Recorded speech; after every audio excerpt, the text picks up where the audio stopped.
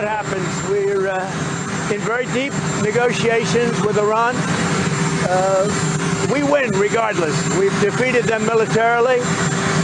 They've dropped a couple of water mines, you call them water mines, in the boat. We've defeated all of their water boats too. Their Navy has gone 158 ships. They have 28 water droppers, mine droppers they call them. All of them are sunk. They probably have a couple of mines in the water. We have mine sweepers out there. We're sweeping the strait. In addition to that, we're negotiating whether we make a deal or not. Makes no difference to me. We defeated their Navy. We defeated their Air Force. We defeated their anti-aircraft. We defeated their radar. We defeated their leaders. Their leaders are all dead.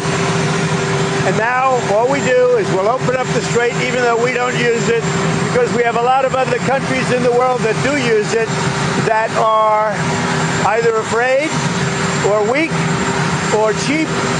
I don't know what it is, but we were not helped by NATO. Donald Trump বলছেন চুক্তি নিয়ে কোনো মাথা ব্যথা নেই। অন্যদিকে তেহরানের পক্ষ থেকে জানিয়ে দেওয়া হয়েছে পরবর্তী আলোচনার কোনো পরিকল্পনা নেই। ব্রিগেডিয়ার দেবাশিস দাসের সঙ্গে কথা বলবো। ব্রিগেডিয়ার দাস, এই যে ডোনাল্ড ট্রাম্পের দাদাগিরি, ঔদ্ধত্য, যেটা আপনারাই বারবার বলছিলেন, এই যে একটা ডোন্ট কেয়ার অ্যাটিটিউড, এর ফলে কোনো রকম সমঝোতায় যে পৌঁছানো গেল না, যুদ্ধ পরিস্থিতি তৈরি হওয়া যাবতীয় জটিলতার, তাহলে এবার কি হবে? দেখুন, আমেরিকার আগের প্রেসিডেন্টদের উপরেও একটা চেষ্টা করা হয়েছিল ইরান দিয়ে এবং চায়নার মাধ্যমে যে কোনো রকম ভাবে যদি আমেরিকাকে একটু যুদ্ধে জড়ানো যায় এই এরিয়াটাতে। এরা মানে আমি বাইডেন আর বারাক ওবামার কথা বলছি, তারা বুদ্ধিমান ছিলেন, তারা বুঝেছিলেন এখানে গর্ত গভীর খাদে পড়ে যাবেন, তাই জন্য তারা যুদ্ধটা করেননি, স্যাংশন লাগিয়ে দূর থেকে মজা দেখছিলেন। ইনি যুদ্ধে গেছেন কারণ ইনি কাইনেটিক এনার্জিটাকে বেশি পছন্দ করেন এবং এনার হুঙ্কার আপনি তো দেখেইছেন টুইটে কিরকম ভাবে কথা বলেন। এবং দেখুন, পাকিস্তানের একটা রোল আছে, কিন্তু পাকিস্তান কোনো রকম ভাবে তাদের আখের গুছাচ্ছিল এখান থেকে, এবং সেইখানে তারা পাকিস্তানের রক্ষামন্ত্রী একটা টুইট করে যে ইহুদিরা হচ্ছে নরকের দেশ এবং সব শয়তান, এদের না শেষ করে শান্তি নেই। যেখানে আপনি ট্রিটি করতে আসছেন, সবাইকে ডেকেছেন তার আগের দিনে, তারপরে সে তড়িঘড়ি সেই টুইটটা মুছে দেয়।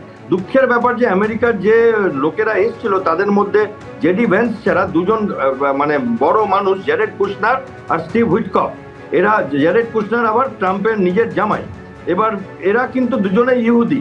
তো তখন থেকেই একটা ব্যাপার এসেছিল যে পাকিস্তানের জন্য হয়তো এটা ভেস্তে যাবে। আলটিমেটলি সেটাই দেখা যাচ্ছিল এবং আমাদের দেশে অনেক কথা উঠছিল যে ইন্ডিয়া কিছু করে উঠতে পারলো না। আমি তো অত্যন্ত খুশি ইন্ডিয়া এই ঝামেলার মধ্যে জড়ায়নি, কারণ আফগানিস্তান, মিডল ইস্ট বা সাউথ ওয়েস্ট এশিয়া, এদের ঝামেলাটা এত কমপ্লিকেটেড যে এখানে যে জড়াবে সে নিজেও তলিয়ে যাবে।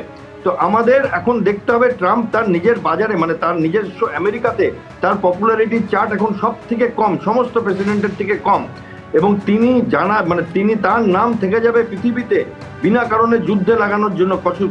কিছুদিন আগেও তিনি নোবেল পিস প্রাইজ যুদ্ধের চেষ্টা করছিলেন, এবং আপনি হয়তো দেখেছেন ইন্টারনেটে পাকিস্তান থেকেও ডিমান্ড আসছিল পাকিস্তানের প্রাইম মিনিস্টারকে আসিম মুনিরকেও নোবেল পিস প্রাইজ দেওয়ার। কেন? কারণ তারা টেবিল লাগিয়েছে, ক্যাটারিং এর ব্যবস্থা করেছে, এসি চালিয়েছে এবং এয়ারপোর্টে গিয়ে রিসিভ করেছে, তাই জন্য একটা নোবেল পিস প্রাইজ তাদেরও দিতে হবে। তো এইখানে মোটামুটি সব অ্যানালিসিসরাই যারা করে তারা ভাবছিল যে এটা সাকসেসফুল হবে না, হলে ভালো, হলে তো আমরাও শান্তিতে পেতাম, সে পাকিস্তান করুক আর যেই করুক, কিন্তু হলো না তো। এবং এইখানে ইগোর ব্যাপার আছে, এবং বেশি ইগোটা আমি দেখতে পাচ্ছি আমেরিকার তরফ থেকে, যে তারা হয়তো শান্তি চায় না, তারা তাদের শক্তি প্রদর্শন করতে চায়। এবং আমার মনে হয় চায়না এখান থেকে খুব বড় একটা লাভ গুছিয়ে নিল। চায়নার প্রচুর প্লেন নেমেছে ইরানে, এবং ডোনাল্ড ট্রাম্প আজকে বলেছেন চায়নাকে আমি দেখে নেব যদি তারা যুদ্ধের সাহায্য করে। তো চায়না পাকিস্তান অ্যাক্সিস মেনে আমেরিকাকে বোকা বানিয়েছে আমার মতে। এবিপি আনন্দ, এগিয়ে থাকে, এগিয়ে রাখে।